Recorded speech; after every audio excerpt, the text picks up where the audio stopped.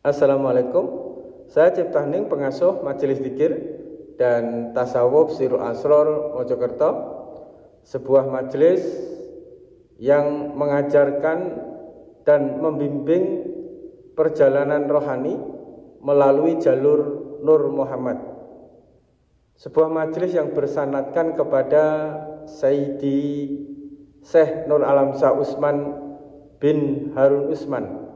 Beliau adalah salah satu murid daripada Sayyidi Kiai Haji Muhammad Zaini bin Abdul Ghani, guru sekumpul Martapura.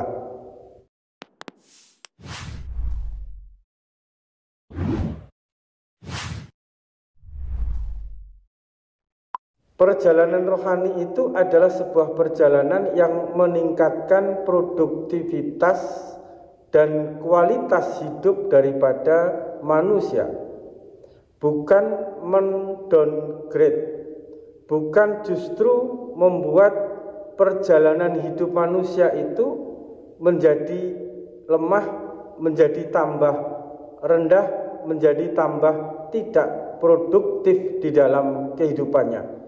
Hal inilah yang belum banyak dipahami secara utuh, secara umum bagi pejalan rohani, sehingga banyak sekali pejalan rohani setelah dia mengamalkan wirid, zikir, serta laku di dalam proses perjalanan rohani yang dia dapatkan dari gurunya, ada kecenderungan seseorang itu menjadi malas untuk bekerja, malas untuk berusaha, malas untuk beraktivitas, sehingga keluarganya mulai berantakan, pekerjaannya berantakan, keuangannya berantakan, dan segala sesuatu yang berkenaan dengan kebutuhan duniawinya menjadi berantakan. Seseorang yang mulai belajar tentang ilmu spiritual atau ilmu rohani, baik itu tauhid, baik itu Nur Muhammad, baik itu thariqah, apapun namanya, seharusnya mereka semakin bisa meningkatkan kualitas hidupnya, baik secara duniawi maupun secara batiniah. Akan tetapi justru yang terjadi adalah sebaliknya. Kenapa hal itu terjadi? Karena salah dima. Kenapa hal itu terjadi? Karena salah di dalam memahami tentang spiritual. Mereka salah memaknai tentang melepas segala sesuatu yang bersifat duniawi, tidak melekat kepada duniawi, dan lain sebagainya. Arti dan makna di dalam rohani melepas dan tidak melekat kepada duniawi adalah tetap bekerja keras, tetap berusaha, tetap beraktivitas, tetap meningkatkan daya kreativitas yang luar biasa untuk mendapatkan keberlimpahan, untuk mendapatkan rezeki yang banyak, finansial yang banyak. Lalu di dalam hatinya dia tidak melekat kepada apa saja yang dihasilkan dari usaha kerasnya, dari pekerjaan yang dia lakukan. Akan tetapi segala usaha yang dia lakukan sehingga berhasil untuk mendapatkan finansial yang banyak, itu untuk memenuhi kebutuhan keluarganya, untuk berbagi, sehingga melahirkan sifat pemurah, sifat pemberi.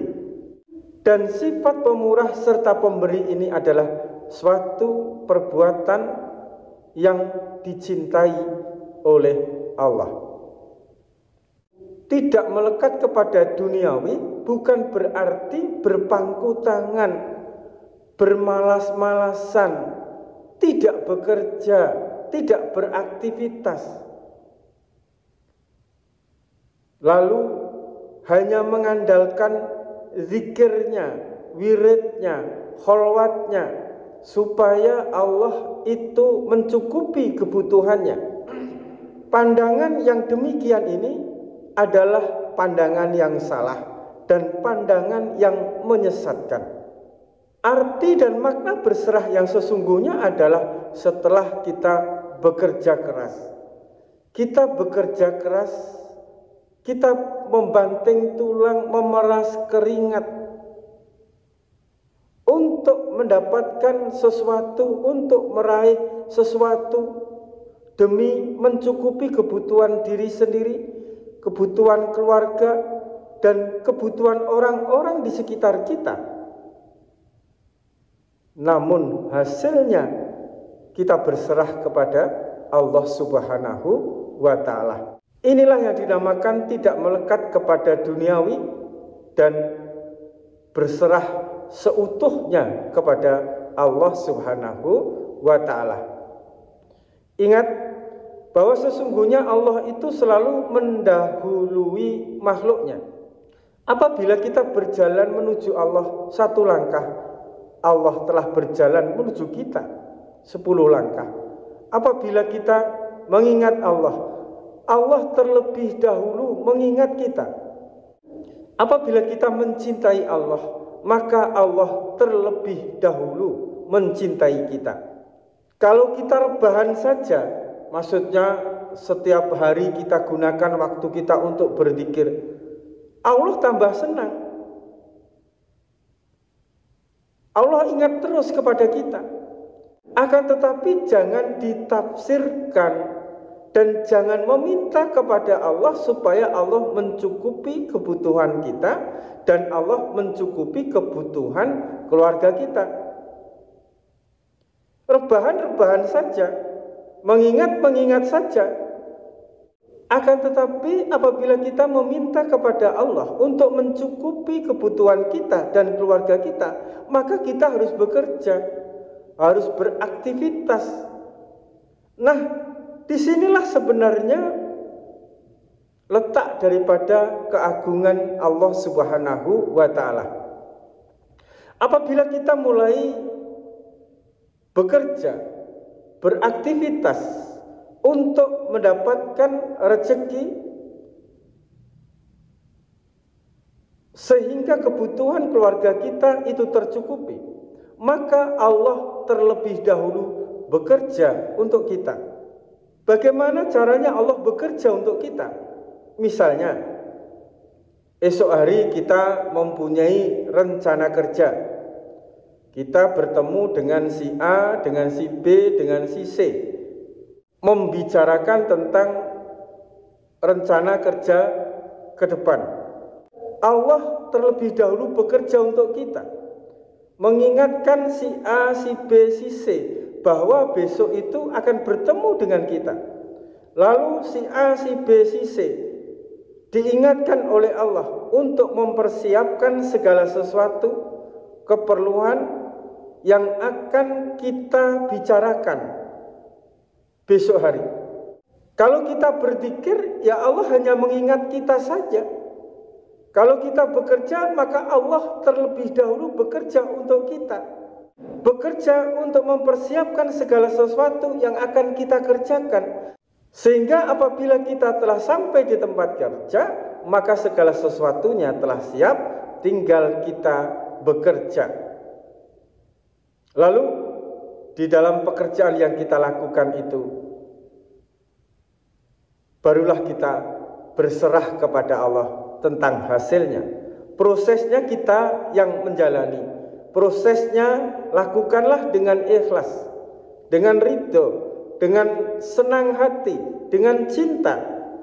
Karena sebuah proses yang dilakukan dengan senang hati, maka proses itu bernilai ibadah. Apabila proses sudah bernilai ibadah, maka ketenangan batin akan kita dapatkan. Pertumbuhan rohani akan kita dapatkan. Dan hidup kita tentunya akan berkah, serta hasil daripada pekerjaan yang kita lakukan yang semuanya itu merupakan hak prerogatif daripada Allah, menjadi berkah bagi kita, bagi keluarga kita, dan bagi orang-orang di sekitar kita. Inilah sesungguhnya proses perjalanan rohani yang benar. Meninggalkan dunia tidak berarti rebahan lalu tidak bekerja. Meninggalkan dunia artinya adalah kita tetap bekerja keras, meningkatkan kualitas dan kemampuan kita. Akan tetapi hasilnya kita berserah kepada Allah.